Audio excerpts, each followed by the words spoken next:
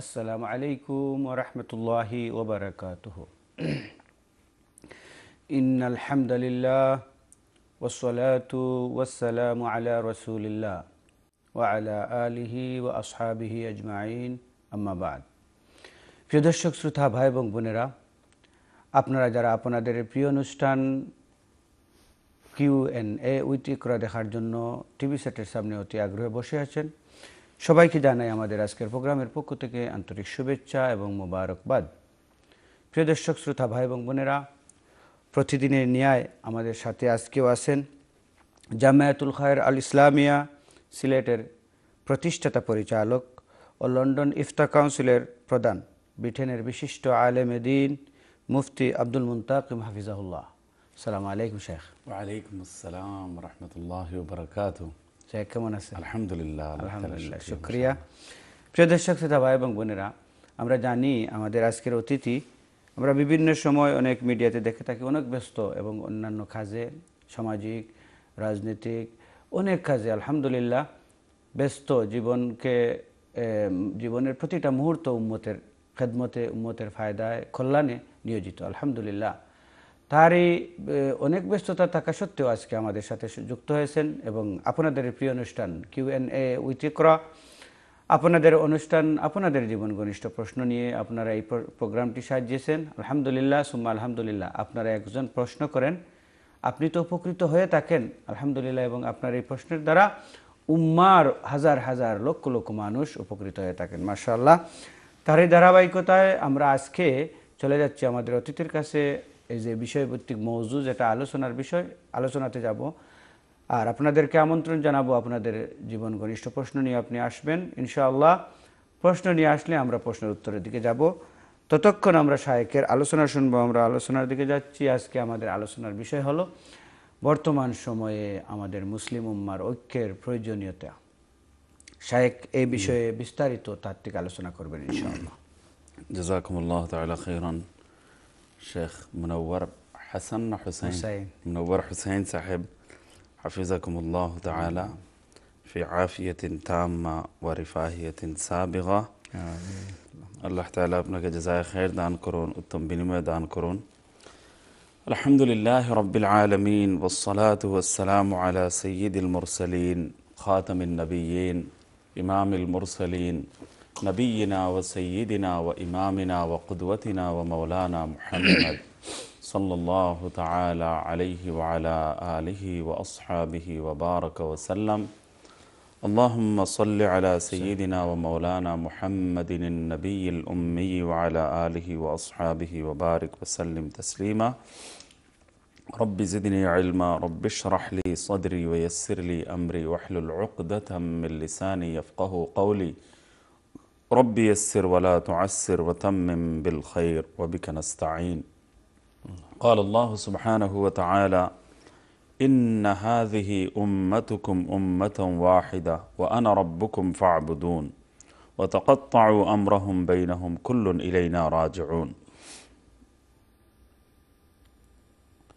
وقال سبحانه وتعالى في مقام آخر: وإن هذه أمتكم أمة واحدة وأنا ربكم فاتقون فتقطعوا أمرهم بينهم زبرا كل حزب بما لديهم فرحون فذرهم في غمرتهم حتى حين. وقال النبي صلى الله عليه وسلم: المسلم أخو المسلم. وقال النبي صلى الله عليه وسلم: المؤمن مألف ولا خير لمن فيه لا يألف ولا يؤلف أو كما قال النبي صلى الله عليه وسلم. সম্মানিত দর্শক শ্রোতা, ইসলামিক Q&A উইথ ইকরা প্রোগ্রামে আমিও আপনাদেরকে হৃদয়ের গভীরে থেকে ধন্যবাদ, মুবারকবাদ জ্ঞাপন করছি। আশা করি আপনারা সবাই ভালো আছেন, সুস্থ আছেন। আপনাদের কল্যাণময়, শান্তিময়, সুন্দরতম জীবনের জন্য আল্লাহ রাব্বুল আলামিনের সমীপে বিশেষভাবে দোয়া করছি। যারা অসুস্থ তাদের শিফার জন্য দোয়া করছি। শেখুল হাদিস মৌলানা আব্দুল কাইয়ুম সাহেব, সিনিয়র মুহাদ্দিস, মুন্সিবাজার মাদ্রাসা, আমাদের খালু প্রবীণ মুহাদ্দিস, হসপিটালাইজড আছেন। ওনার এখন ব্রেন স্ট্রোক করে একেবারে বেহুশ অবস্থায়, আল্লাহ তাআলা ওনাকে যেন পরিপূর্ণ শিফা দান করেন। আরও না জানি কত মানুষ হসপিটালে আছেন। রিসেন্টলি অনেক জানাজায় গত 3-4 দিনে যাওয়া হলো, কত মানুষ যে ইন্তেকাল করেছেন। আমাদের এই ডেভন্স রোডের আব্দুল মুসাব্বির আলী মিয়া সাহেব, আঞ্জব আলী সাহেব একজন এখানে খ্রিস্টান স্টেটে। আল্লাহ তাআলা এই সমস্ত মুর্দেগানকে যেন আল্লাহ তাআলা ক্ষমা করে দেন। আমিন আল্লাহুম্মা আমিন ইয়া রাব্বাল আলামিন। আল্লাহ তাআলা সকলের কবরকে যেন বেহেশতের বাগান বানিয়ে দেন। আমিন। আমরা যদিও ঘরে ঘরে বসে একে অন্যকে দেখছি, দূরত্বে অবস্থান করছি, কিন্তু এরপরেও আমি আমার হৃদয়ের একটা অভিব্যক্তি না বললেই নয়, আল্লাহর কাছে একটা কামনা করি, আল্লাহ তাআলা জান্নাতে যেন আমাদেরকে একত্রিত করে দেন। আমিন আমিন। আমরা পরস্পরের মধ্যে ফ্যামিলি মেম্বারের মতো আপনাদেরকেও ফিল করি, কারণ চলায় ফেরায়, সফরে হাদরে, সর্বত্র যেভাবে সকলেই দেখা সাক্ষাৎ করেন, মুলাকাত করেন, আর যেভাবে আন্তরিকতার বহিঃপ্রকাশ সাক্ষাতের মাধ্যমে ঘটে, এর দ্বারা আমি অনুভব করি যে অপরিচিতরা পরিচিতের মতো, পরিচিতদের মতো আলহামদুলিল্লাহ আল্লাহ তাআলা যেন আমাদের এই প্রোগ্রামকে নাজাতের ওসিলা বানিয়ে দেন এবং সঠিক কথা সুন্দরভাবে উপস্থাপনের তৌফিক দ্বারা যেন ধন্য করেন, আমলের তৌফিক দ্বারা যেন আমাদেরকে কামিয়াবি এবং সফলতা দান করেন। আল্লাহুম্মা আমিন ইয়া রাব্বাল আলামিন। আপনাদের প্রশ্নের দিকে যাওয়ার আগে কিছু কথা বলার প্রয়াস পেয়ে থাকি। আজকে বর্তমান বিশ্বে অতীতের যে কোনো সময়ের তুলনায় ঐক্যবদ্ধ হয়ে, ইউনাইটেড হয়ে, মুত্তাহিদ মুত্তাফিক হয়ে, পরিপূর্ণরূপে ইউনাইটেড হয়ে, ঐক্যবদ্ধ হয়ে মুসলমানদেরকে তাদের সম্মিলিত স্বার্থ সংরক্ষণের জন্য চেষ্টা প্রচেষ্টা অব্যাহত রাখার প্রয়োজন যত বেশি, অতীতে মনে হয় এত বেশি প্রয়োজন আর কখনো দেখা দেয়নি।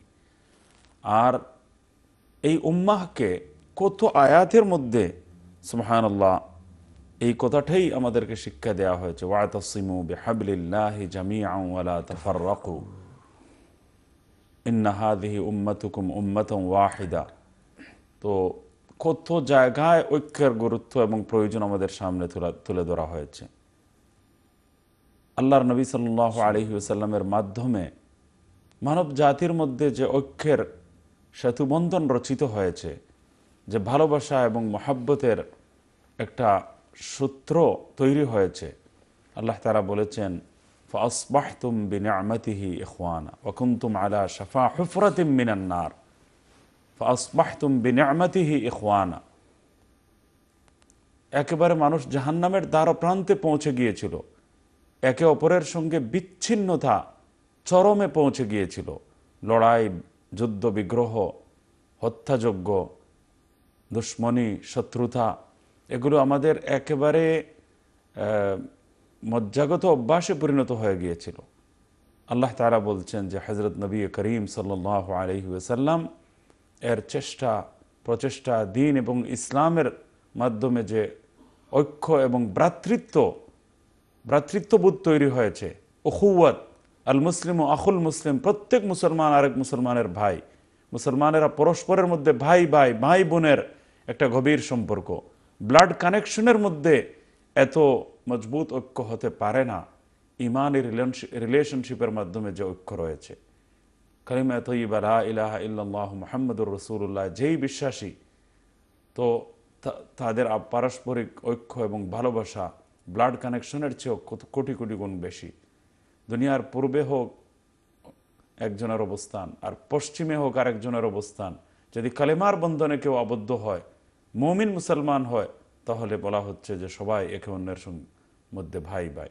কিন্তু আমাদের দুশ্মনেরা যখন অনুভব করলো যে আমাদের সবচেয়ে বড় শক্তি হলো ঐক্যের শক্তি,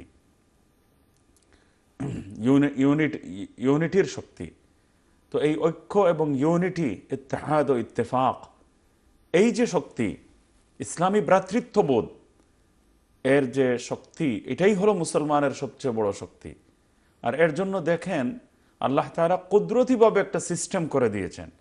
এই দ্বীন ইসলামের উপর যদি আমরা প্রকৃত অর্থে আমল করতে পারি, তাহলে অটোমেটিকলি ওই ঐক্য হয়ে যায়। জামাতের সাথে নামাজ পড়তে হয়, জামাতের সাথে নামাজ পড়তে গিয়েও কেউ আগে শুরু করলেন, কেউ পরে শুরু করলেন, এইটা মনে করে যদি একজন রুকুতে, একজন সেজদা, একজন দাঁড়ানো, এরকম তো হতে পারতো।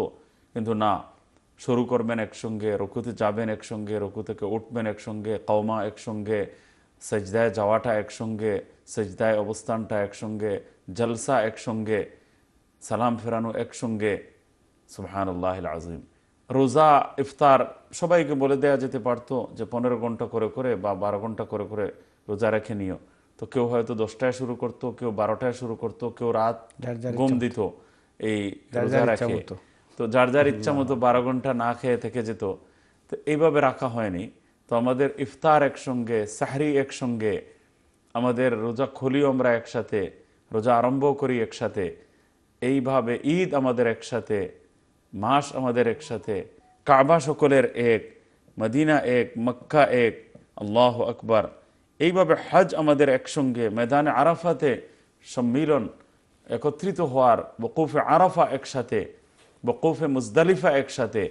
তো আমরা কোন কোন ভাষায় বলবো, কিভাবে বলবো, ইসলামের প্রতিটি বিধানের মাধ্যমে আল্লাহ রাব্বুল আলামিন আমাদেরকে এক সূত্রে গেঁথে থাকার এবং ইসলামে ঐক্যকে অটুট ভাবে ধরে রাখার চেষ্টা, কুদরতিভাবে একটা ব্যবস্থাপনা, একটা সিস্টেম আমাদেরকে দিয়েছেন।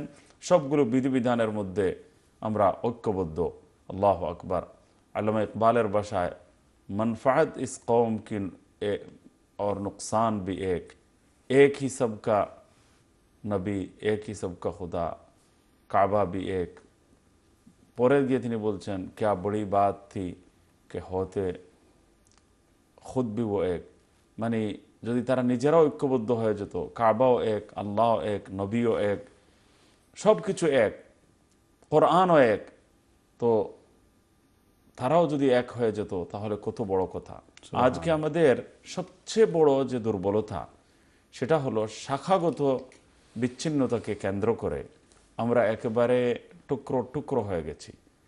আমাদের পুরো মুসলিম বিশ্বের মধ্যে যে কোনো দেশের মানুষ হোক, যে কোনো রং বর্ণের মানুষ হোক, যে কোনো এলাকার মানুষ হোক, যে কোনো ভাষাভাষী মানুষ হোক, যে কোনো সাইজ এবং কালারের হোক, সর্বাবস্থা এই ইমানি ঐক্য, ইসলামী ঐক্য, ইসলামী ভ্রাতৃত্ব, উখুওয়াতে ইসলামী, ওয়াহদাতে ইসলামী, ইসলামী ইউনিটি, এটা ছিল আমাদের সবচেয়ে বড় সম্বল। আল্লাহ নবী সাল্লাল্লাহু আলাইহি ওয়াসাল্লাম যে কোনো মূল্যে এটাকে ধরে রাখার জন্য আমাদেরকে উৎসাহিত করেছেন। আমাদেরকে উৎসাহিত করেননি, বরং ফরজ করে দিয়েছেন এটাকে। এই ঐক্যবদ্ধ থাকাটা ফরজ।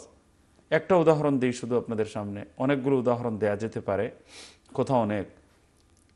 আল্লাহর নবী সাল্লাল্লাহু আলাইহি ওয়াসাল্লাম যখন বয়স 35 বছর, তখন কাবা ঘর নির্মাণের প্রয়োজন দেখা দিল। তখন নবুয়ত ডিক্লেয়ার করা হয়নি। ওই সময় মুশরিকিনে মক্কা যারা, তারা এটার নির্মাণ কাজে হাত দিল। তো নির্মাণ কাজের মধ্যে তারাও আল্লাহর ঘর, কাবা ঘর যেটা, এটা নির্মাণ করার ক্ষেত্রে তাদের খেয়াল ছিল যে হালাল ইনকাম যেন ব্যয় করা হয়, হারাম কোনো উপার্জন যাতে এই নির্মাণ কাজে ব্যয় না হয়, বিল্ডিং কনস্ট্রাকশনে যেন ইউজ না হয়। তো তাদের কাছে টাকার পরিমাণটা হালাল, মানে টাকার হালাল অর্থের পরিমাণটা একটু কম ছিল।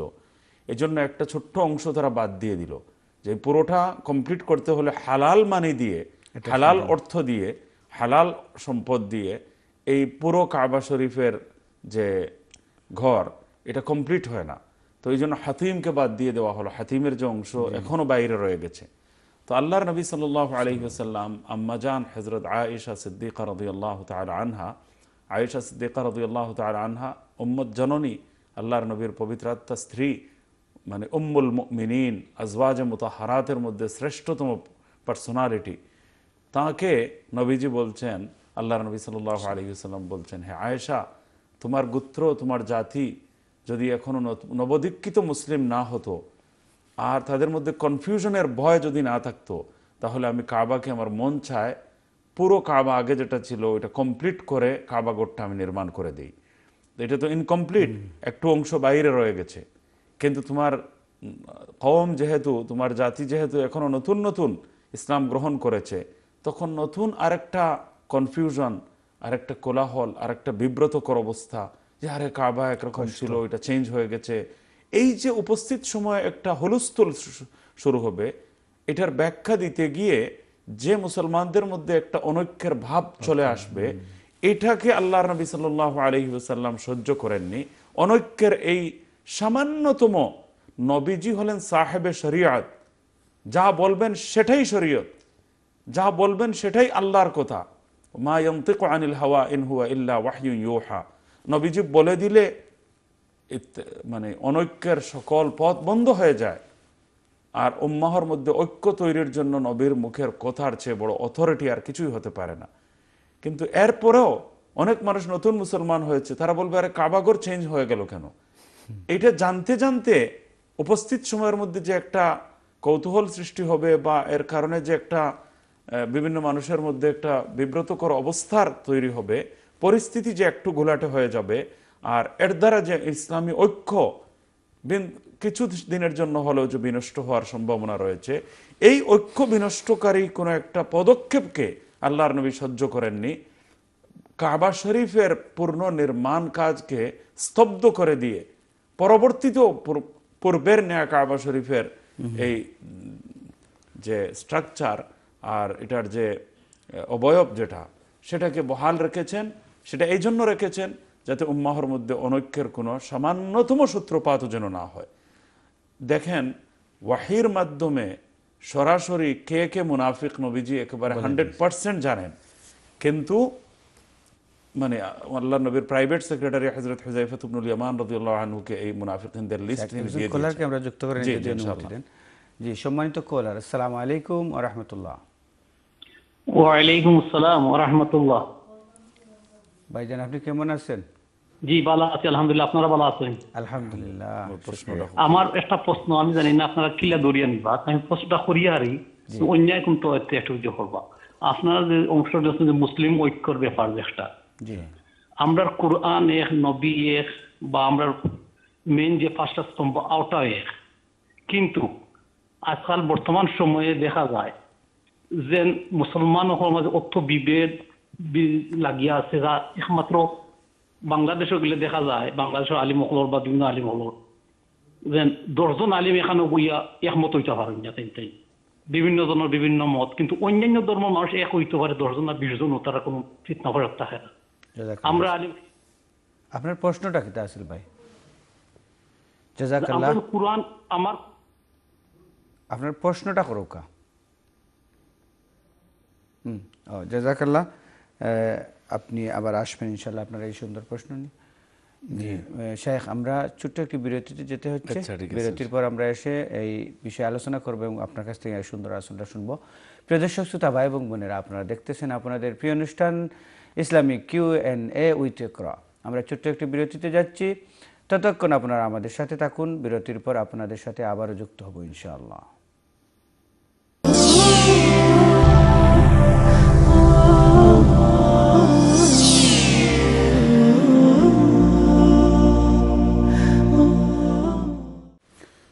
প্রিয় দর্শক শ্রোতা ভাই এবং বোনেরা, বিরতির পর আবারও আপনাদেরকে স্বাগতম জানাচ্ছি আপনাদের প্রিয় অনুষ্ঠান ইসলামিক Q&A উইথ ইকরা। প্রিয় দর্শক শ্রোতা, বিরতির পূর্বে আমরা আলোচনা করতেছিলাম, শায়েখের কাছ থেকে আমরা গুরুত্বপূর্ণ আলোচনা শুনতেছিলাম বর্তমান সময়ে মুসলমানদের ঐক্যের প্রয়োজনীয়তা। মাশাআল্লাহ, এই গুরুত্বপূর্ণ এই উম্মাহর এই কান্তলি লগ্নে এই মুহূর্তে এই রকম আলোচনা করা এবং শোনা আমি মনে করি অতি প্রয়োজন। তারই ধারাবাহিকতায় তারই গুরুত্ব নিয়ে শায়েখ আজকে আমাদেরকে এই বিষয় নিয়ে আলোচনা শোনাচ্ছেন। মাশাআল্লাহ, শুরুতেই আমাদের সাথে কলার যুক্ত হয়ে গেছেন। সম্মানিত কলার, আসসালামু আলাইকুম। জি, আসসালামু আলাইকুম। আপনার আমার একটা দোয়া আছে। জি, আমার কোয়েশ্চন না এটা, আমি একটা দোয়া করাইতাম। আমার 50টা পাউন্ড আমি সদকা জারিয়া হিসেবে দিতাম। আমি দোয়াটা করাইতাম আমার একটা নাতি 3 বছরের, সে বর্তমানে ম্যানচেস্টার হসপিটাল আছে। জি, বুঝছেন, তার ব্রেনের মধ্যে কি হয়েছে আমরা কেউ কইতে পারি না। আমার সারা ফ্যামিলিটা মানে খুবই চিন্তা করা যখন রাত 1 সপ্তাহ উপরে গেছে। জি, আগামী মঙ্গলবারে মানে তার রেজাল্টও আইতো আর কি, তারা টিস্যু নিচে ব্রেনটা কিনে চেক করে। দয়া করে আপনারা দোয়া করতা। আর 50 পাউন্ড আমি ক্রেডিট দিতাম, আমার মোবাইলে যদি আপনারা দিন আমি দিয়ে দিব। আমি 50 পাউন্ড দিলাম। আমার নাম আব্দুল গনি, আমি সবসময় দিয়ে থাকি আপনারা একটা সব সময়। জি, আপনি ওই যে ডোনেশন লাইনে ফোন করলে আপনার ডোনেশনটা কিভাবে দিবেন এটা আপনি জানতে পারবেন ইনশাআল্লাহ। আর বাচ্চা যিনি অসুস্থ ওনার নামটা বলেন, শায়েক। আমরা ইনশাআল্লাহ যখনই আমরা দোয়া করব ওনাকে দোয়াতে শরীক রাখবো। অবশ্যই অসুস্থ মানুষের জন্য দোয়া করা আমাদের জন্য, সবার জন্য এটা একটা ভালো দোয়া কাজ। করতে ছোট ছোট বাচ্চা 3 বছরের সাল। তার নাম কি ভাই? তার নাম ইয়াহিয়া। ইয়াহিয়া। ইয়াহিয়া গনি। ইয়াহিয়া গনি। আল্লাহ তাআলা যেন ইয়াহইয়াকে পরিপূর্ণ শিফা দান করেন, আমরা সবাই বলি আমিন। আমিন আমিন। শাফাহুল্লাহু ওয়া আফাহ শিফাআন কামিলান শিফাআন লা ইউগাদিরু সাকামা। আমিন। আল্লাহুম্মা সাল্লি আলা সাইয়্যিদিনা ওয়া মাওলানা মুহাম্মদ ওয়া আলা আলিহি ওয়া সাহবিহি আজমাইন। আল্লাহ, আমরা দোয়া করবো ইনশাআল্লাহ। সকলের নিকট আমরা দোয়া প্রার্থীও। আরও যারা রোগী তাদের কথা আমি বলেছি। আমাদের মুন্সিবাজার মাদ্রাসার সিনিয়র মুহাদ্দিস, অনেক প্রবীণ, না হলে 45 বছর থেকে হাদিস পড়াচ্ছেন, আল্লাহু আকবার, শেখুল হাদিস মাওলানা আব্দুল কাইয়ুম সাহেব, আমাদের খালুও হন। আল্লাহ তাআলা ওনাকে যেন পরিপূর্ণ শিফায়ে কামিলা আজিলা দান করেন। সবাই একটু দোয়া করবেন। উনি একেবারে ক্রিটিক্যাল অবস্থায় আছেন হসপিটালে। আরও অনেকেই আছেন, সকলের জন্য আমরা দোয়া করছি। যারাই হসপিটালাইজড আছেন অথবা ক্রিটিক্যাল অবস্থায় আছেন বা কোনো জটিল রোগে আক্রান্ত আছেন, সবার জন্য আমরা দোয়া করি। আল্লাহ তাআলা যেন সকলকে শিফায়ে কামিলা আজিলা মুস্তামির দান করেন। আল্লাহুম্মা আমিন।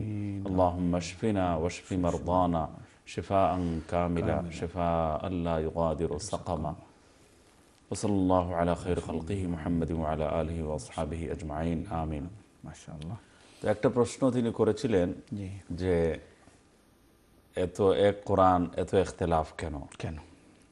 আসলে আমি বেশ কয়েকটি কারণ উল্লেখ করার প্রয়োজন ছিল, তো আমরা প্রশ্নের দিকে যেতে হয়েছে আমাকে। সবগুলো ইখতিলাফ কিন্তু উম্মাহর মধ্যে, ইমামগণের মধ্যে কিছু তো হলো বিচ্যুতি, পথভ্রষ্টতা, বিপদগামী হওয়া, এই জিনিসগুলো তো ঠিক নয়। এখন আপনি মুসলমানদের মধ্যে 2 গ্রুপ পেয়ে গেলেন। ফর এক্সাম্পল, নামে মুসলমান, একদল নামাজি আর একদল নামাজি নয়। তো এখানে 2 গ্রুপ হয়ে গেল। এটাকে আপনি গ্রুপ, তো এখানে তো 2 ভাগ হয়ে গেল। এটাও একটা ইখতিলাফ। যারা বেনামাজি তারা কিন্তু সমালোচনার পাত্র বানিয়ে ফেলে উলামায়ে কেরামকে। তারা কিন্তু দিনদার যারা আছে তাদেরকে, এখানেও একটা গ্রুপিং। এই গ্রুপটাকে উলামায়ে কেরাম তৈরি করেছেন। কিছু মানুষ মিথ্যা বলে, কিছু মানুষ মিথ্যা বলে না, এখানেও 2টা গ্রুপ হয়ে গেল।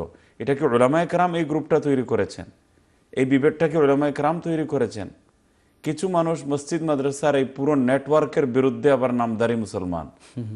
তো মাদ্রাসা বিরোধী, আলিম উলামা বিরোধী, এরপর দেখা যায় ইসলামকে একটা সম্পূর্ণ জীবন ব্যবস্থা হিসাবে বিলিভ করার ক্ষেত্রে তাদের মধ্যে প্রচণ্ড দুর্বলতা রয়েছে। তো এরা তাদের নিজেদের একটা সার্কেল বানিয়ে ফেলেছে। এই সার্কেলের মধ্যে যারা, তারা একদল হয়ে গেছে। তো এই ইখতিলাফটাকে আলিম উলামারা তৈরি করেছেন? মোটেও না।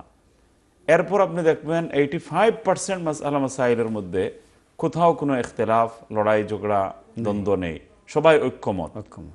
15%-এর মধ্যে আবার বেশিরভাগ মাসআলার মধ্যে বেশি উত্তম আর কম উত্তমের মধ্যে পার্থক্য।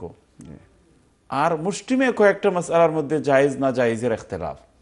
তো আমরা বেশি উত্তম একজন ইমাম বলেছেন, কম উত্তম আরেকজন বলেছেন, এইগুলো নিয়ে শাখাগত বিচ্ছিন্নতার কারণে আমরা উম্মাহর মধ্যে আমরা ফাটল ধরাতে ব্যস্ত।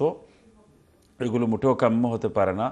এজন্য আসল তো 85%। আমার উস্তাদ একবার বলতেন, হযরত আল্লামা মুফতি মাহমুদ আশরাফ উসমানী রহমতুল্লাহ আলাইহি, একটা কথা বলতেন, দেখেন জনগণ পর্যায়ে, শিক্ষিত সমাজে, যে ফজরের নামাজ ওয়াক্তের ভেতরে আদায় করা এটা একটা ফরজ দায়িত্ব আমাদের উপর।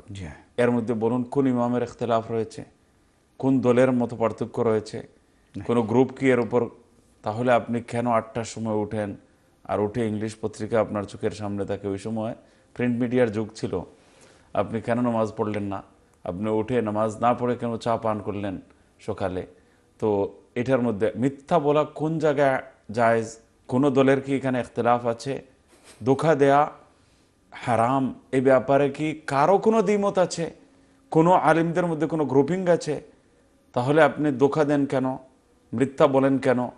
এইভাবে যারা এই অজুহাত দেখিয়ে ইসলাম থেকে দূরে সরে যেতে চায়, যে মানুষ নানা আলিম নানা পথে, আমরা যাব কোন পথে, এই কথা বলে পুরো দিন এবং ইসলাম থেকে হাত ধুয়ে বসে, যে আমি আর ইসলামের দ্বারে কাছেও নেই।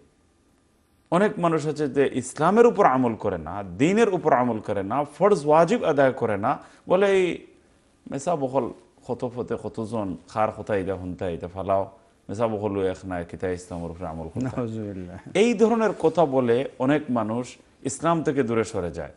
তো উনি বলছেন যে আমি গ্যারান্টি দিলাম ইসলামের মধ্যে যতগুলো বিষয় ঐক্যবদ্ধভাবে আছে এগুলোর উপর আপনি আমল করেন, আর যেগুলোর মধ্যে ইখতিলাফ আছে বা মতভেদ রয়েছে অল্প সংখ্যক মাসআলা মাসাইলের মধ্যে, এগুলোর মধ্যে আমি ইখতিয়ার দিয়ে দিলাম, যাকে আপনি ভালোবাসেন তার কথা অনুযায়ী আপনি আমল করে নেন, আল্লাহ আপনাকে নাজাত দিয়ে দেবেন ইনশাআল্লাহ।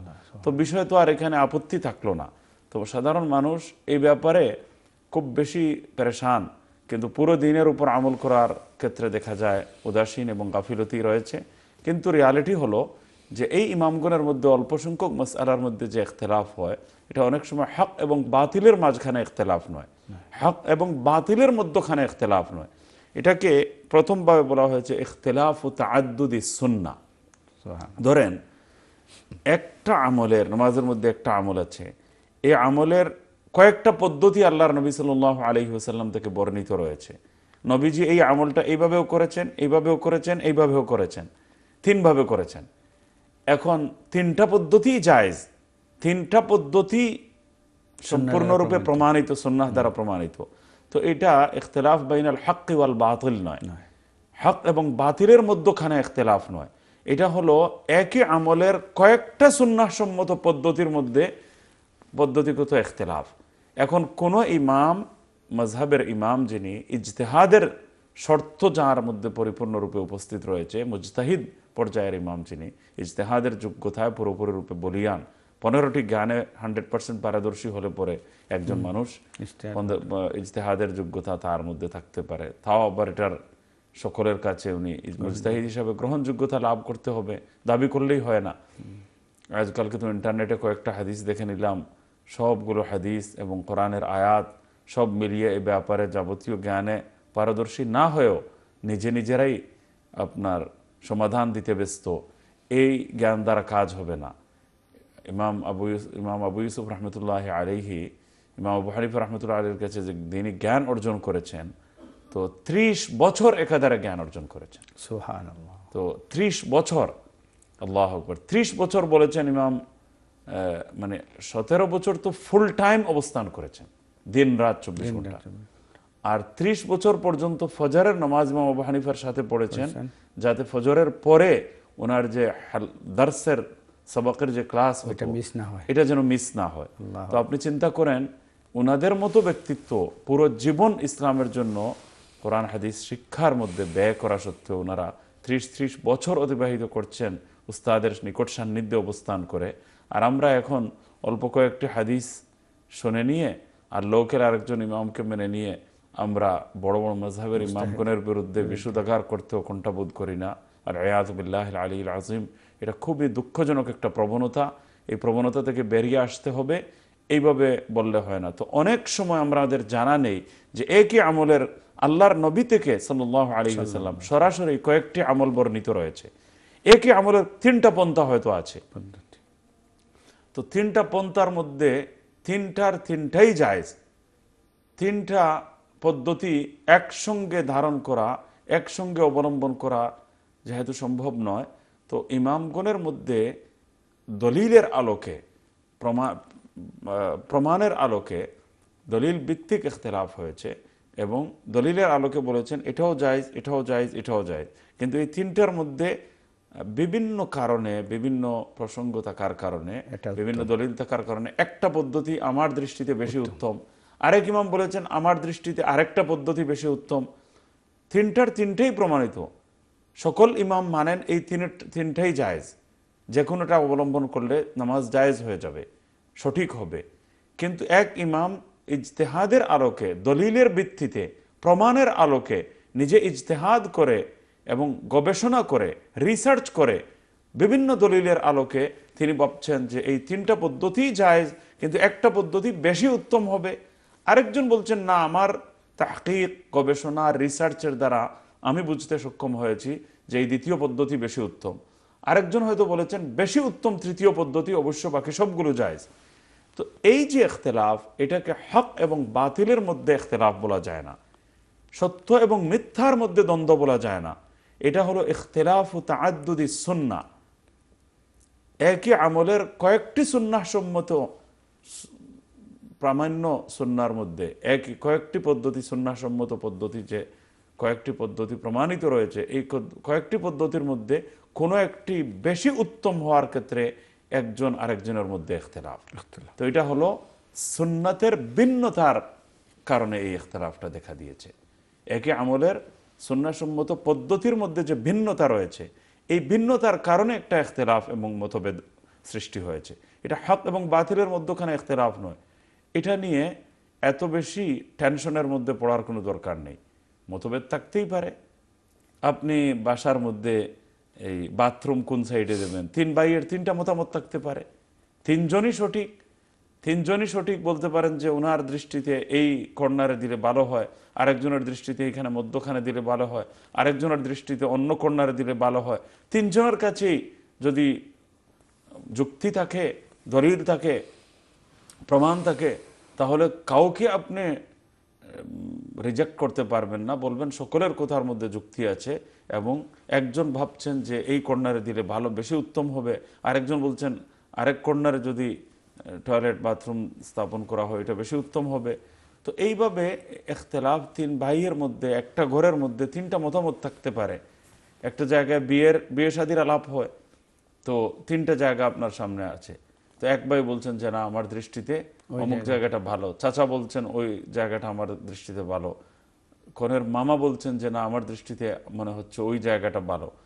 তো 3জনেরই কাছে দলিল থাকতে পারে, কারণ থাকতে পারে। মূলত 3 জায়গাতেই বিয়ে করা জায়েজ আছে, 3 জায়গায় জায়েজ আছে, সঠিক আছে। এই কারণে ইমামগণের ইখতিলাফ দেখলেই গাত্রদাহ যেন শুরু না হয়ে যায়, বা এটা নিয়ে কোরআন হাদিসের উপর, ইসলামের উপর আপত্তি উত্থাপনের কোনো সুযোগ নেই। বরং এমন ফ্লেক্সিবিলিটি আল্লাহ তাআলা স্বয়ং দিয়েছেন, সুবহানাল্লাহ। আর আল্লাহ তাআলা এই সুযোগ তৈরি করে দিয়েছেন এই ইখতিলাফ।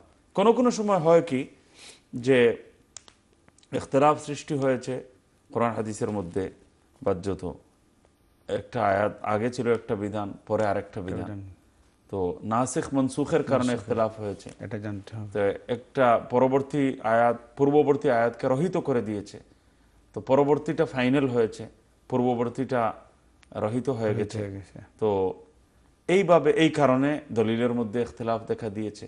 হয়তো কেউ মনে করতে পারেন যে ওই আগের যেটা নাসিখ, পরবর্তী যেটা নাসিখ, সেটা সম্পর্কে তিনি অবগত নন, এটাও হতে পারে ইখতিলাফের কারণে। কোনো সময় দলিল এক, কিন্তু এই দলিলের মধ্যে একটা শব্দ হয়তো ব্যবহৃত হয়েছে, যে শব্দটার 2-3টি অর্থ রয়েছে, ভিন্ন ভিন্ন অর্থ রয়েছে। এখন এক ইমাম এক অর্থকে প্রাধান্য দিয়েছেন, আরেক ইমাম আরেক অর্থকে প্রাধান্য দিয়েছেন, আরেক ইমাম আরেক অর্থকে প্রাধান্য দিয়েছেন। তো এই অর্থের মধ্যে আল্লাহ তাআলাই অবকাশ সৃষ্টি করে দিয়েছেন। ওয়াল মুতাল্লাকাতু ইয়াতারাব্বাসনা বিআনফুসিহিন্না সালাসাতা কুরু, কোরআন শরীফের মধ্যে বলা হয়েছে তালাক প্রাপ্ত মহিলারা 3 কুরু পর্যন্ত তারা অপেক্ষা করবে। তো এই কুরু শব্দের আরবি ভাষায় 2 অর্থ, একটা তুহুর আর একটা হলো হায়েদ। তো ইমাম আবু হানিফা রাহমাতুল্লাহি আলাইহি এটাকে 3 হায়েদের অর্থে নিয়েছেন, ইমাম শাফি রাহমাতুল্লাহি আলাইহি 3 তুহুরের অর্থের মধ্যে নিয়েছেন। তো আপনি দেখেন এইভাবে এই শব্দের অর্থের মধ্যে অবকাশ থাকার কারণে ইমামগণের মধ্যেও দলিলের আলোকে একই শব্দের 2 ডিফারেন্ট অর্থ হওয়ার কারণে এক ইমাম এক অর্থ নিয়েছেন, উনিও সঠিক, আরেক ইমাম আরেক অর্থ ধরেছেন, তিনিও সঠিক, কিন্তু একজন একটা অর্থকে প্রায়োরিটি দিয়েছেন, আরেকজন আরেক অর্থকে প্রায়োরিটি দিয়েছেন। তো এই জন্য এটাকে বলা হয় রাজিহ এবং মারজুহের মধ্যে ইখতিলাফ। তো তাআদ্দুদুস সুন্নাহ এটা একটা কারণ, রাজিহ ওয়াল মারজুহ আরেকটা কারণ, আরেকটা হলো একটা সুন্নাত এবং আরেকটা মুবাহ। কোনো একটা পদ্ধতি আল্লাহর নবীর আমল থেকে পাওয়া গেছে, এটা হলো আল্লাহর নবীর আমলই ছিল মুবাহ বোঝানোর জন্য, আর আরেকটা হলো স্থায়ী সুন্নাত বোঝানোর জন্য।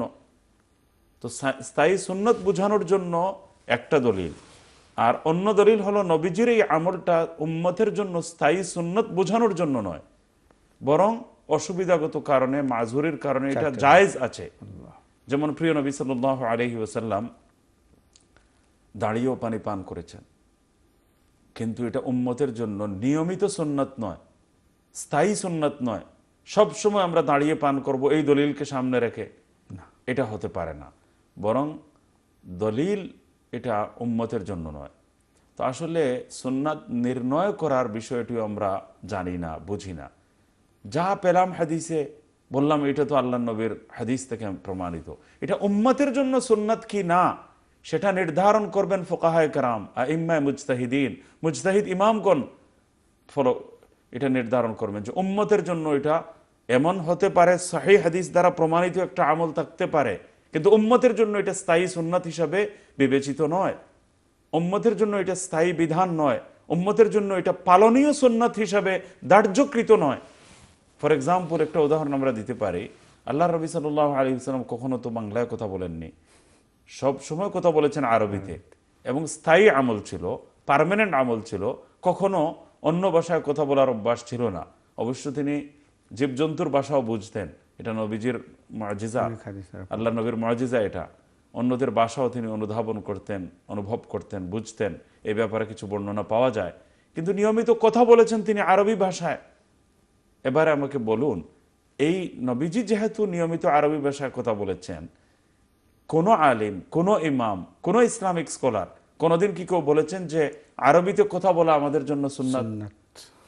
এটা এই বিধান তো কেউ দেননি। অথচ এটা সহিহ হাদিস দ্বারা প্রমাণিত এবং স্থায়ী সুন্নাত এবং স্থায়ী আমল নবীজির সুন্নাতে মুআক্কাদা কেউ বলতে পারতো এটাকে, যে কারণ আল্লাহর নবী কখনো অন্য ভাষায় কথা বলার অভ্যাস গ্রহণ করেননি, তিনি সবসময় আরবিতে কথা বলেছেন।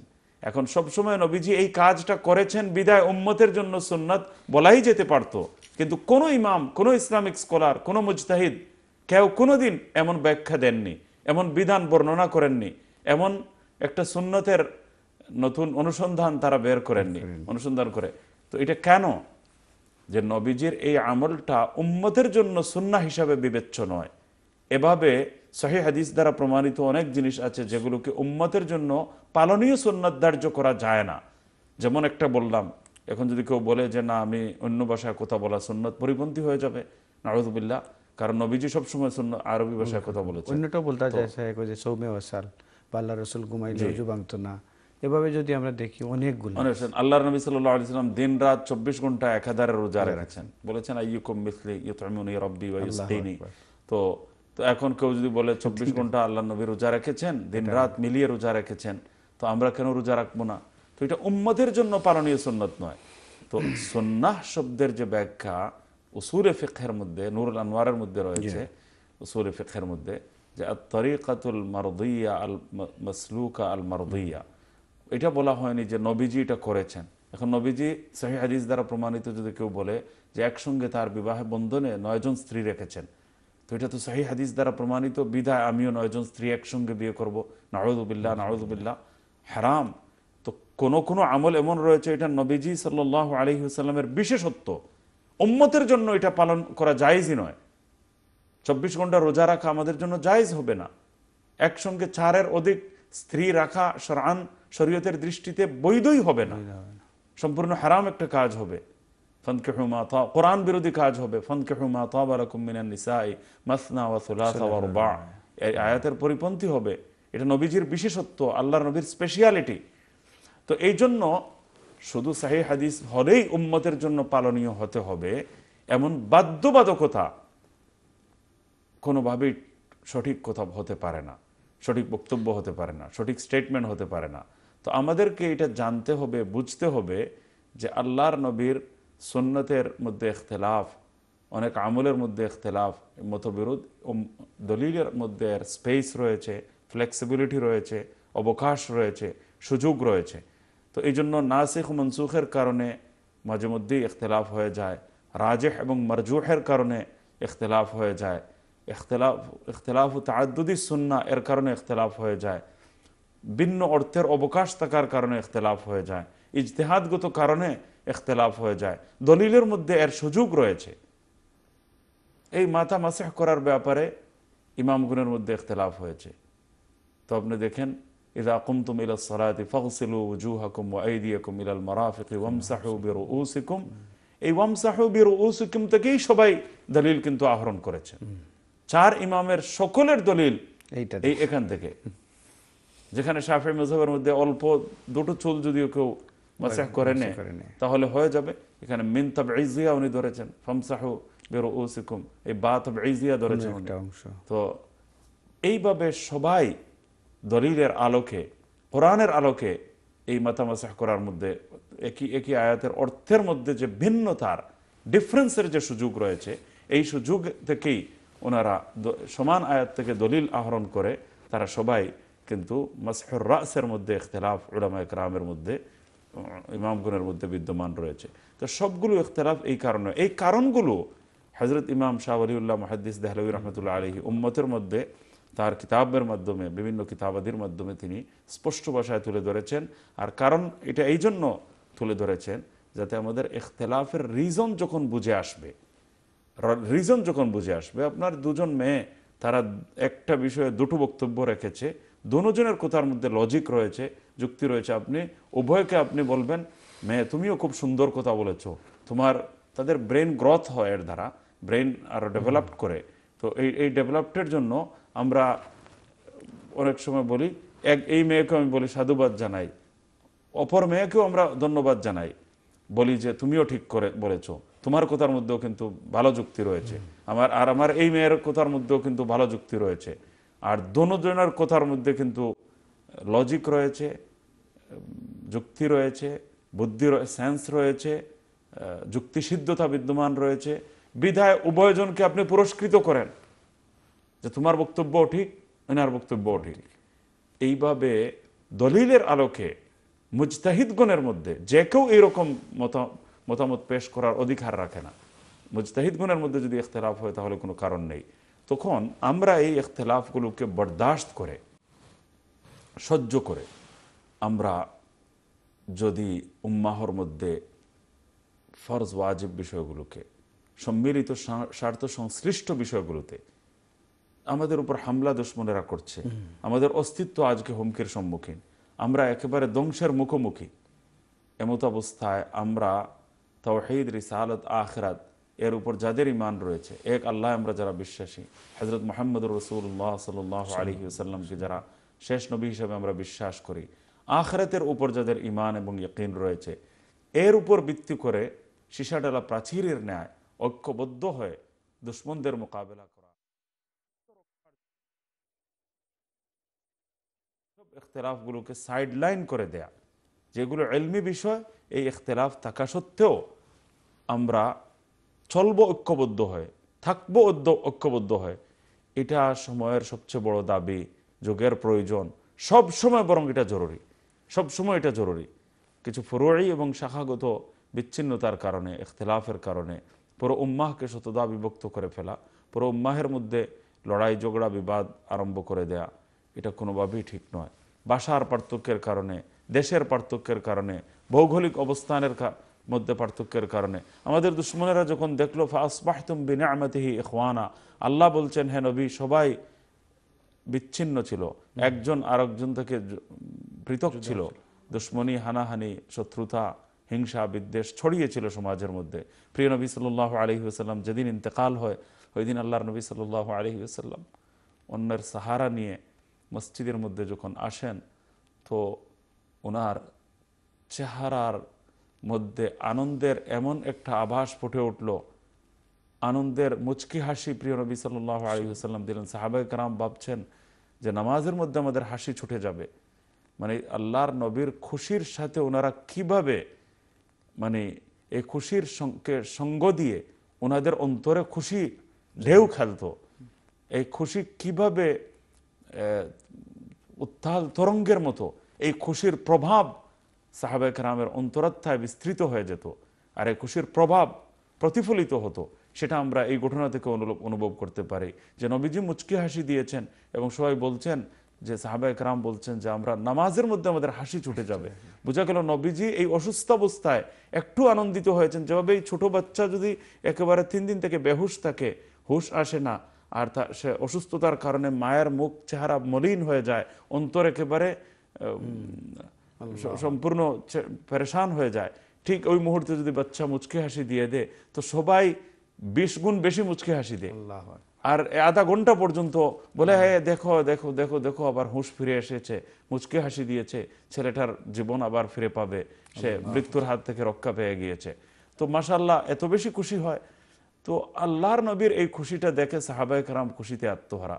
সিরাত বিশেষজ্ঞগণ এই ঘটনাকে এইভাবে বলছেন যে প্রিয় নবী সাল্লাল্লাহু আলাইহি ওয়াসাল্লাম এর সিরাত বিশেষজ্ঞ যারা, তারা এই ঘটনার ব্যাখ্যা এইভাবে দিয়েছেন, এই ঘটনার মর্ম তারা এইভাবে উদ্ধার করেছেন, আর ব্যাখ্যা এইভাবে তারা তুলে ধরেছেন যে প্রিয় নবী সাল্লাল্লাহু আলাইহি ওয়াসাল্লাম জীবনের শেষ দিনে শেষবারের মতো সাহাবায়ে কেরামকে সফবদ্ধ হয়ে, সারিবদ্ধ হয়ে, কাতারবদ্ধ হয়ে একজনে আরেকজনের সঙ্গে shoulder to shoulder, body to body এইভাবে সফের মধ্যে ঐক্যবদ্ধ দেখার মাধ্যমে আল্লাহর নবী সাল্লাল্লাহু আলাইহি ওয়াসাল্লাম এক অনাবিল আধ্যাত্মিক প্রশান্তি অনুভব করেছেন যে আমি যে উদ্দেশ্য নিয়ে এসেছিলাম, আল্লাহর বান্দারা একজন আরেকজন থেকে পৃথক ছিল, দুশ্মনী হানাহানি লড়াই বিদ্বেষ ঝগড়া ছিল, আর পৃথক ছিল হানাহানি এবং দুশ্মনী এবং বিচ্ছিন্নতা ছিল।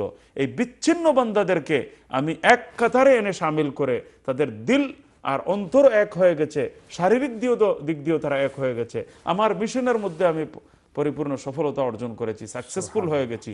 এই মিশনের সাকসেসের শেষ আনন্দের হাসি আল্লাহর নবী সাল্লাল্লাহু আলাইহি ওয়াসাল্লাম ওই দিন সবার সামনে পেশ করে তিনি চিরবিদায় নিয়েছেন। তো এই ঘটনা ছিল ঐক্যের কারণে। এক হি সফ মে খড়ে হো গয়ে মাহমুদ ও আয়াজ, না কুই বান্দা রাহা না কুই বান্দা নওয়াজ। এই ইসলাম সবাইকে এক কাতারে সামিল করে দিয়েছে। আজ এই এক কাতারে সবাইকে সামিল হওয়ার প্রয়োজন যুগে অতীতের তুলনায় সবচেয়ে বেশি বর্তমান যুগে। আমাদেরকে এই কথাগুলো বুঝতে হবে, আমাদের এগুলো জানতে হবে ইনশাআল্লাহ। জাযাকাল্লাহ শাইখ, জাযাকাল্লাহ। একজন কলার আমাদের সাথে যুক্ত আছেন, সম্মানিত কলার। আসসালামু আলাইকুম। আসসালামু আলাইকুম। ওয়ালাইকুম আসসালাম রাহমাতুল্লাহ। ভালো আছেন আপনি? জি ভালো আছি। আমি এখন কথা জিজ্ঞাসা করতাম না বলেছি। জি খোকা, আমার যদি এখন হজে যাইতে চাই না, যদি ঋণ থাকে আর ঋণ না কোন ঋণ না যদি আইয়ালে দিও তো হজে যাইতে পারবানি, ওখানটা আমি জানতাম। জাযাকাল্লাহ আপনার সুন্দর প্রশ্ন করার লাগি। প্রিয় দর্শক শ্রোতা ভাই এবং বোনেরা, আমরা ছোট্ট একটি বিরতিতে যাচ্ছি। বিরতি থেকে আসার পর আমরা অনেকগুলো প্রশ্ন আছে, ইনশাআল্লাহ প্রশ্নের জবাব দিব। ততক্ষণ আপনারা আমাদের সাথে থাকুন। আবারও দেখা হচ্ছে আপনাদের সাথে বিরতির পর।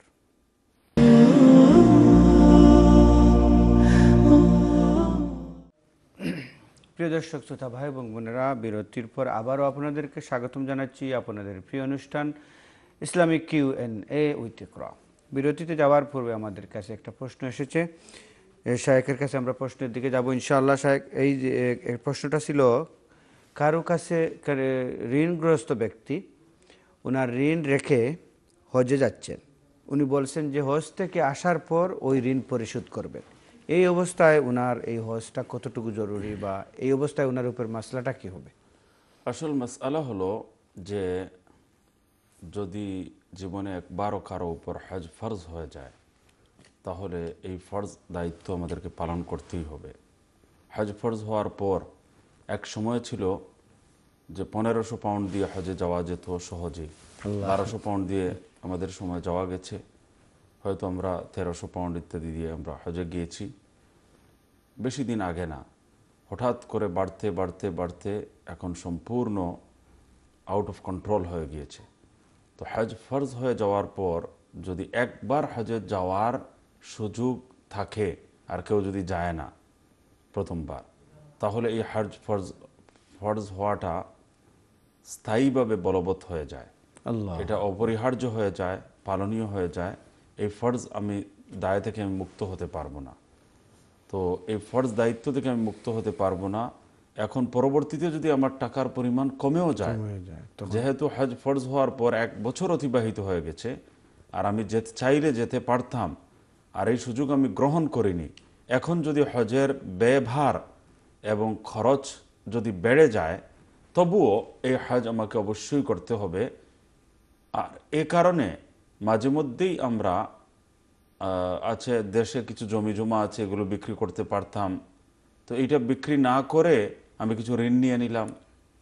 এরকমই যদি হজ যদি ফরজ হয়ে গিয়ে থাকে আর অন্য কোনো পন্থা অবলম্বন করে অর্থের যোগান দেওয়াটা যদি কঠিন হয়, আর এ কারণে যদি ঋণ নিয়ে হজে যেতে হয়, তাহলে এইভাবেও ফরজ হজ আদায় হয়ে যাবে। কিন্তু শুধু একটা শর্ত, যে ঋণ পরিশোধ করার অ্যাবিলিটি থাকতে হবে এবং স্ট্রং নিয়ত থাকতে হবে, এবং এর ভবিষ্যতে যদি কেউ এভাবেও নিয়ে নেন যে আমি রোজি রোজগার করে এরপরে আমি ধীরে ধীরে আদায় করব, তাহলেও ঠিক আছে, যদি ফরজ হয়ে গিয়ে থাকে। শুধু এতটুকু বলবো, যদি কারো উপর হজ ফরজ মোটেই হয় না, তাহলে খামোখা অন্যের কাছে ছোট হয়ে ঋণ নেওয়ার অভ্যাস করে তোলা ঠিক নয়। যদি কেউ ইজিলি ঋণ দিয়ে দেয়, এটা অন্য নিজেদের পক্ষ থেকে অনেকে বলে তুমি যদি যেতে চাও তাহলে আমি তোমাকে ঋণ দেব, সহযোগিতা করব, তখনই কেবল। আর যদি আপনি যদি বুঝেন যে উনিও আমি চাপাচাপি করে কারো কাছ থেকে নিচ্ছি না, এবং কারো কাছ থেকে হাত পেতে ঋণ যেহেতু এইভাবে যদি হজ ফরজ না হয়ে থাকে, তাহলে এই ঋণ চাওয়ার কারণে যে লজ্জিত হতে হয়, ছোট হতে হয়, মানুষ খারাপ পায় অন্তর দিয়ে, যদিও কেউ ঋণ চায় কিন্তু অন্তর দিয়ে অনেক সময় ভালো পায় না, যে এই একটা মনের খাহিশ পুরো করার জন্য ওনার উপর হজ ফরজও না, এখন উনি ঋণ চাচ্ছেন, এই খারাপও কেউ পাচ্ছে না। অনায়াসে সাদরে যদি কেউ দিয়ে দে যে তুমি ইচ্ছে মতো এই দিতে পারবা, আর নিজের বেলায় যদি এই ব্যাপারে 100% শিওরিটি থাকে যে আমি ইনশাআল্লাহ তাআলা এটা উপার্জন করে ইনকাম করে আমি পরবর্তীতে আদায় করতে পারবো, আমার হজটা করে নেই, তাহলে ইনশাআল্লাহ তাআলা এমত অবস্থায় ঋণ করেও হজে যাওয়া ঠিক আছে। কিন্তু সামর্থ্য নেই বা ভবিষ্যতে এটা আদায় করতে গিয়ে সমস্যা হবে, আর এরপরেও অন্যদেরকে চাপাচাপি করে অন্যের অসন্তুষ্টির জরিয়া এবং মাধ্যম হয়ে এরপরে আমি ঋণ নিয়ে হজে যাওয়ার জন্য আল্লাহ তো বাধ্য করেননি। তো এই জন্য ঋণ বেশি নেওয়ার যে অভ্যাস, এটা কিছু মানুষের হয়ে যায়, আর এটা একটা খারাপ অভ্যাসে পরিণত হয়ে যায়। এটা থেকে বেশিরভাগ ক্ষেত্রে দূরে থাকা উচিত। কিন্তু যদি কারো হজ ফরজ হয়ে গিয়ে থাকে আর ভবিষ্যতে আদায়ের ব্যাপারে যদি একটা স্যাটিসফ্যাকশন থাকে, তাহলে ঋণ করে হলেও এই ফরজ হজটা আদায় করা আমাদের উপর জরুরি হয়ে দাঁড়াবে। জাযাকাল্লাহ শেখ, আশা করি যিনি প্রশ্ন করেছেন জায়েজ আছে এরকম করা। আপনার এই প্রশ্নটির সুন্দর উত্তর পেয়ে গেছেন শেখ। এই হজের সাথে রিলেটেড আরেকটি প্রশ্ন আমাদের কাছে আসছে, সেটা হলো আমরা জানি যে হজের রুকনের ভিতরে মদিনা শরীফ জিয়ারত বা নবীজির রওজার জিয়ারত এটার কোনো সম্পৃক্ততা নাই, তারপরেও আমরা এই মদিনা শরীফের জিয়ারতটা আমরা বাদ দিই না। এখন প্রশ্ন হলো, যদি আমি এই যে জিয়ারতে যাচ্ছি, জিয়ারতের উদ্দেশ্যে যাচ্ছি, এই জিয়ারতের দ্বারা আমার দুনিয়াতে ফায়দা কি এবং আখিরাতে ফায়দাটা কি হবে, এটা যদি একটু আমাদেরকে বলতেন। আল্লাহু আকবার, এই প্রশ্ন যে শুনতে হবে এটা বর্তমান যুগের একটা দুর্বলতাই আমি বলতে পারি। আল্লাহ, অবশ্য এই কথাটা আমি বলবো যে হজ বা উমরার মূল ফরজ ওয়াজিবের সাথে কোনো বিধানগত হজ এবং উমরার মূল যে বিধানগুলোর সাথে ফরজ পর্যায়ের ওয়াজিব পর্যায়ের কোনো বিধান হিসাবে মদিনায় যাওয়া সম্পৃক্ত বিধিবদ্ধ নয়, জরুরি নয়, এর মধ্যে কোনো সন্দেহ নেই। যদি কারো উমরা হয়ে যাবে আমরা বলবো, হজ হয়ে গেছে আমরা বলবো মাসআলার দিক থেকে। কিন্তু মদিনাতুল মুনাওয়ারায় আমরা দুই কারণে যেতে পারি। আল্লাহ, একটা কারণ হলো প্রিয় নবী সাল্লাল্লাহু আলাইহি ওয়াসাল্লামের পবিত্র রওদা শরীফের জিয়ারত আর মসজিদে নববী শরীফের ফজিলত অর্জন। আল্লাহ, তো হযরত শেখুল ইসলাম কুতবে আলম মাওলানা সৈয়দ হুসাইন আহমদ মাদানী রহমতুল্লাহ আলাইহির একটা বক্তব্য আমি পড়েছি। উনি বলছেন যে উম্মাহর জন্য এই দুনো নিয়ত করা জায়েজ, তবে আমি মনে করি রওদা শরীফের জিয়ারতের নিয়ত করাটা বেশি উত্তম হবে, সুবহানাল্লাহ, বেশি উত্তম হবে, আর এটা হবে অধিক বাঞ্ছনীয় এবং উপযোগী কারণ এটা। তো আর রওদা শরীফের জিয়ারতের নিয়ত আর এর সাথে মসজিদে নববী শরীফের ফজিলত অর্জন, সেখানে গিয়ে যদি 1 রাকাত নামাজ পড়েন তো এক বর্ণনা অনুযায়ী 1000 রাকাতের সওয়াব, এক বর্ণনা অনুযায়ী 50,000 রাকাতের সওয়াব মানুষ অর্জন করে।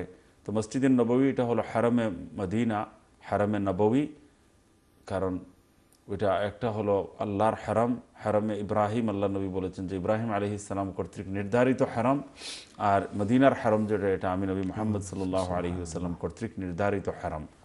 তো যখন মদিনায় যাওয়ার একটা ব্যথা আল্লাহর নবীর অন্তরে ছিল যে আমি মক্কাতুল মুকাররমা ছেড়ে চলে যাচ্ছি, তখন মদিনাকেও একটা বড় ফজিলত এবং মর্যাদা পূর্ণ স্থান আল্লাহ তাআলা বানিয়ে দিলেন যে এখানে তোমার একটা আমি হারাম তৈরি করে দেব।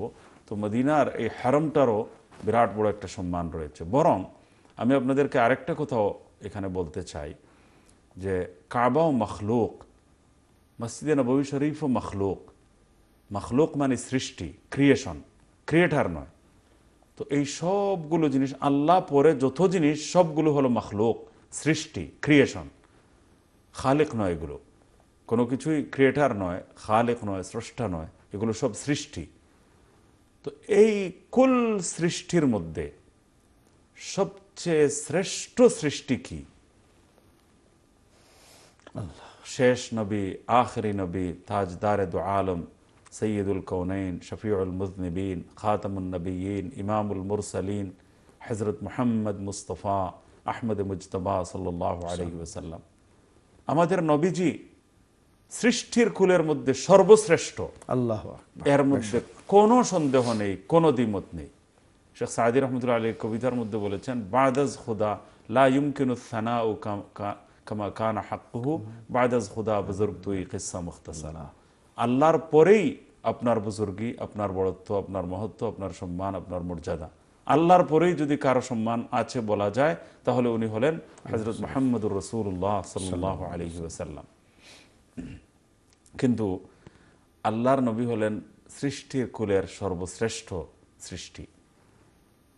আর কাবাও সৃষ্টি, মসজিদুল হারাম, মদিনা মুনাওয়ারা, এটাও আল্লাহর একটা সৃষ্টি। সবকিছু সৃষ্টি, সৃষ্টি কুলের মধ্যে নবীজি হলেন সৃষ্টি। আল্লাহর আরশও আল্লাহ নয়, আল্লাহর সৃষ্টি। আল্লাহু আকবার। তো সৃষ্টি কুলের মধ্যে যদি আপনি যান যে আরশও আল্লাহর সৃষ্টি, খানায় কাবা, কাবাগরও আল্লাহর একটা সৃষ্টি, ক্রিয়েশন, তাহলে এই সব কুল সৃষ্টি জগতের মধ্যে সর্বশ্রেষ্ঠ সৃষ্টি কি? আল্লাহ রসুল, শেষ নবী মুহাম্মদ সাল্লাল্লাহু আলাইহি ওয়াসাল্লাম, সর্বশেষ সর্বশ্রেষ্ঠ সৃষ্টি। সুবহানাল্লাহ। তো এই কারণে উলামায়ে কেরাম একটা মাসআলা বলেছেন, এই আলোচনাটা করলাম ভুল বুঝাবুঝি ভাঙ্গার জন্য, যে সৃষ্টি কুলের মধ্যে সর্বশ্রেষ্ঠ সৃষ্টি হলেন শেষ নবী, আখির নবী মুহাম্মদুর রাসূলুল্লাহ সাল্লাল্লাহু আলাইহি ওয়াসাল্লাম।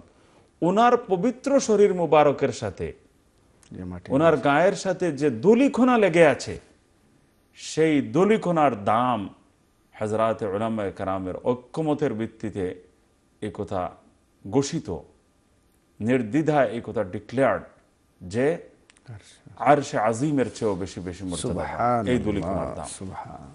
এই ধূলিকণার দাম আরশে আজিমের চেয়েও বেশি, কাবা থেকে তো বেশি বেশি, আরশে আজিম থেকেও বেশি।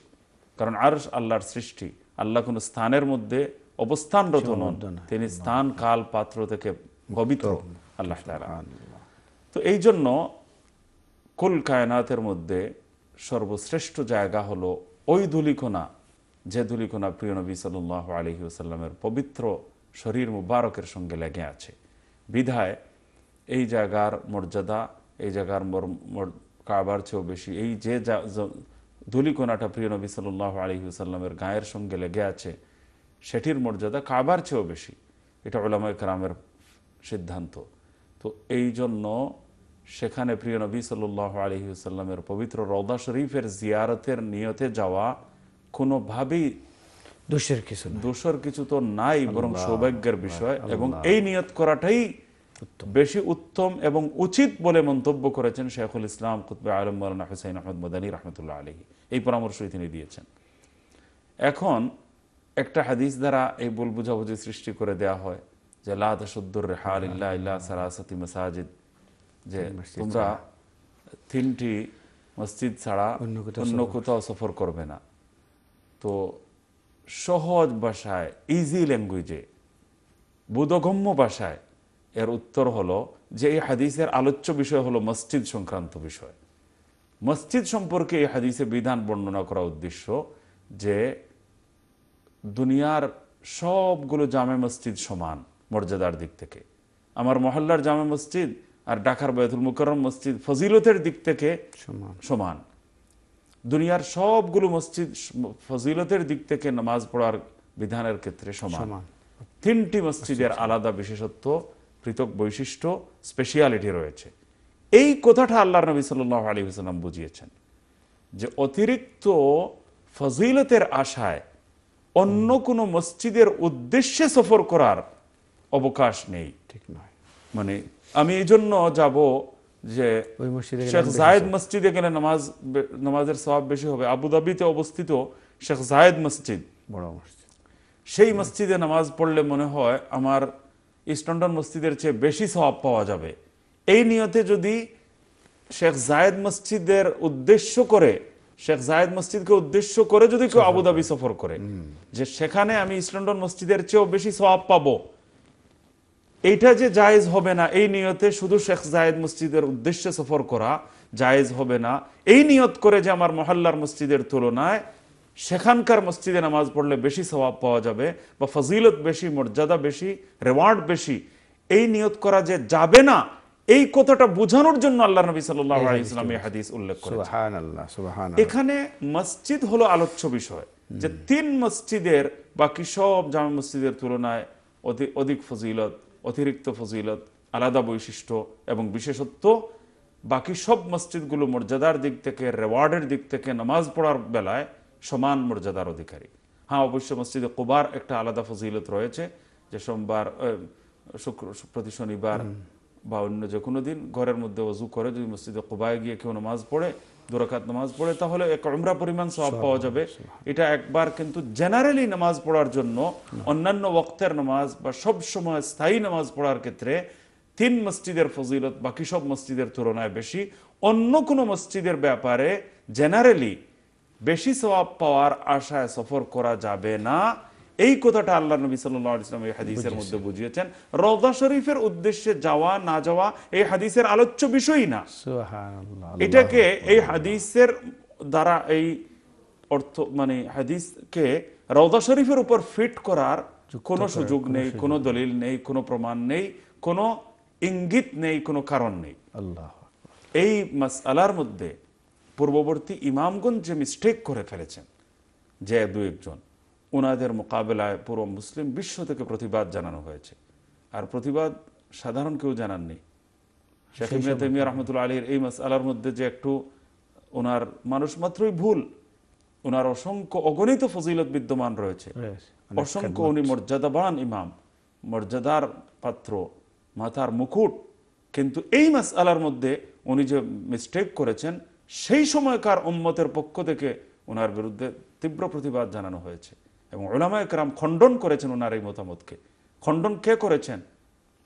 হাদিসের ইমাম আল্লামা হাফিজ ইবনে হাজার আসকালানী রাহমাতুল্লাহ আলাইহি খণ্ডন করেছেন, আরো কত ইমামগণ করেছেন। এটা 1-2 জন কেউ করেননি। তো বড়দের মধ্যে হঠাৎ কোনো এক মাসআলার মধ্যে ছোট্ট একটু ভ্রান্তি হয়ে যায়, ভুল হয়ে যায়, অথবা ওনাদের উদ্দেশ্য হয়তো অন্যটা থাকে, কোনো এক সময় অন্য কোনো একটা বিদআত থেকে উম্মাহকে রক্ষা করার জন্য কোনো একটা কথা হয়তো বলেছেন, এটা হয়তো স্থায়ী কোনো বিধান হিসেবে বলেননি। তো এই ধরনের কোনো মিস্টেক কোনো বড় ইমাম থেকে হয়ে গেছে। এটা বাকি ইমামগণ অনেক মাসআলার মধ্যে দেখেন, পুরো দারুল উলুম দেওবন্দের সাথে সংশ্লিষ্ট সকল উলামায়ে কেরাম কোনো 2-1টি মাসআলার মধ্যে শেখুল ইসলাম মাদানী রাহমাতুল্লাহ আলাইহি, হুসাইন আহমদ মাদানী রাহমাতুল্লাহ আলাইহির সঙ্গে ইখতিলাফ করেছেন। বলছেন যে এই মাসআলার মধ্যে উনি একা, এটা ওনার বিচ্ছিন্ন মতামত, মানে শুধু একা একজনের মতামত, বাকি আমরা সবাই এই মাসআলার মধ্যে সবাই ঐক্যবদ্ধ। তো এরকম 2-1টা মাসআলার মধ্যে বড়দের থেকেও হঠাৎ বিচ্যুতি হয়ে যায়, কিন্তু তাই বলে শেখুল ইসলাম আল্লামা ইবনে তাইমিয়া রাহমাতুল্লাহ আলাইহির যে অপরিসীম মর্যাদা রয়েছে এবং ইলমি মাকাম রয়েছে, সেটাকে আমরা অস্বীকার করতে পারি না। এবং তিনি উম্মাহর অনেক বিশাল বড় সম্পদ এবং শ্রদ্ধার পাত্র, অনেক বড় ইমাম। ওনার শানে ন্যূনতম কোনো বেয়াদবি মুঠেও সহনীয় হতে পারে না, এটাকে সহ্য আমরা করতে পারি না। তো আমরা ওনার শানেও বেয়াদবি করতে পারি না, কিন্তু ওনার বিচ্ছিন্ন এবং বিচ্যুত কওলে শায বা শায মতামতকে আমরা উম্মাহ গ্রহণ করেনি। আর এটা অনেকের বেলায় হয়েছে, এটা একজনের বিষয় নয়। আমার সারা জীবনের সবকিছু ভালো থাকতে পারে, কিন্তু কোনো একটা এমন দুর্বলতা, যে দুর্বলতাটাকে কেউ মানবে না, আমি যতই বড় হয়ে যাই না কেন, এটা যে কারো ব্যাপারে এটা হতে পারে। তো যাই হোক, এই ব্যাপারটি এইভাবে নেওয়া উচিত। তো যারা আল্লাহর নবী সাল্লাল্লাহু আলাইহি ওয়াসাল্লামের মর্যাদা এবং ফজিলতকে বিলিভ করে এবং রওজা শরীফের উদ্দেশ্যে যদি কোনো উম্মত জিয়ারতের উদ্দেশ্যেও যদি মদিনা সফর করে, তাহলে কোনোভাবেই তো গুনাহ নয়, এটা পরম সৌভাগ্যের ব্যাপার, আর এমনটা হওয়া উচিত। এবং যারা এটার গুরুত্ব দেয় না এবং রওজা শরীফ জিয়ারত, আল্লাহর নবীর ইহসানের দাবি এটা, আল্লাহর নবী সাল্লাল্লাহু আলাইহি ওয়াসাল্লামের উম্মতের উপর যে ইহসান রয়েছে, যে দয়া রয়েছে, নবীজির কারণে যে আমরা জান্নাতের ভাগীদার হতে পারলাম, আমরা নবীজির কারণে যে সঠিক পথের দিশা আমরা পেলাম, নবীজির কারণে দুনিয়ার জীবনকে সাফল্যমণ্ডিত করার পথ আমরা পেলাম, আখিরাতকে সাফল্যমণ্ডিত করার পথ আমি পেলাম। আমাদের প্রত্যেক মানুষের প্রত্যেকটা পশম আল্লাহর নবীর কাছে চিরঋণী। আল্লাহর প্রত্যেকটা বিন্দু বিন্দু, রক্তের প্রতিটি বিন্দু নবীজির কাছে ঋণী সাল্লাল্লাহু আলাইহি ওয়াসাল্লাম। জাযাহুল্লাহু আন্না ওয়া আন সাইরি উম্মতিহি আজমাইন। আল্লাহ তাআলা আল্লাহর নবী সাল্লাল্লাহু আলাইহি ওয়াসাল্লামকে উত্তম বিনিময় পুরো উম্মাহর পক্ষ থেকে যেন দান করেন, এই দোয়া আমাদের করা উচিত এবং আল্লাহর নবীর প্রতি দরুদ শরীফ বেশি করে পড়া উচিত, নবীজির সুন্নাতের অনুসরণ করা উচিত। জাযাকাল্লাহ শেখ। আমাদের সাথে আরেকজন কলার যুক্ত হয়ে গেছেন। আসসালামু আলাইকুম কলার। আসসালামু আলাইকুম। ওয়ালাইকুম আসসালাম ওয়া রাহমাতুল্লাহ। জি ফোন করছি ওখানে, আমি কইছি ওখানে যে আমি আগর ঋণ আছিল ইটাতে, এখন তার শরীর বেশ ভালো নাই, তাই না আসুন আমেরিকাতে খাইতরা গভর্নমেন্টের দেশ পয়সা তুমি জমাই জমাই খাইতরা যাইতা, ঋণ রয়েছে কিছু আসলে বেশি মারিলে। আমি তো কইলিছি যে ঋণ মারার যদি ব্যবস্থা থাকে, যদি হজ ফরজ হইয়া থাকে, তাহলে ঋণ খরিয়া যাওয়া এবং এই ঋণ মারার ব্যবস্থা করা দুটোটা জরুরি। আর যদি ঋণ হজ ফরজ নাও হইয়া থাকে না, এমনটা যদি হইয়া থাকে, তাহলে তাই মারার ব্যবস্থা থাকলে ঋণ খরিয়া যাইতা, আর ব্যবস্থা না থাকলে যাওয়ার কোনো দরকার নাই, করার দরকার নাই। আশা করি ক্লিয়ার। জাযাকাল্লাহ। প্রিয় দর্শক শ্রোতা ভাই এবং বোনেরা, আমরা আজকে আপনাদের প্রিয় অনুষ্ঠান ইকরা Q&A উইথ ইকরা অত্যন্ত সুন্দর এবং এই প্রোগ্রামটি উপভোগ করেছি। আমাদের সাথে ছিলেন আমাদের ব্রিটেনের সুনামধন্য আলেম দ্বীন মুফতি আব্দুল মুনতাকিম হাফিজাহুল্লাহ, লন্ডন ইফতা কাউন্সিলের প্রধান।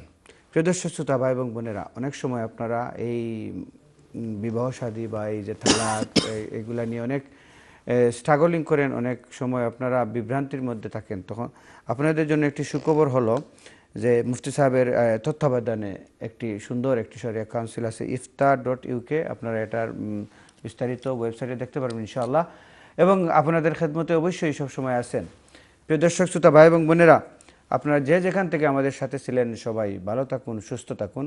আমরা প্রোগ্রাম শেষ করতেছি, আমরা প্রোগ্রামের শেষ পর্যায়ে চলে এসেছি। আগামী ইসলামিক Q&A দেখার আমন্ত্রণ জানিয়ে বিদায় নিচ্ছি। আসসালামু আলাইকুম ওয়া রাহমাতুল্লাহি ওয়া বারাকাতুহু।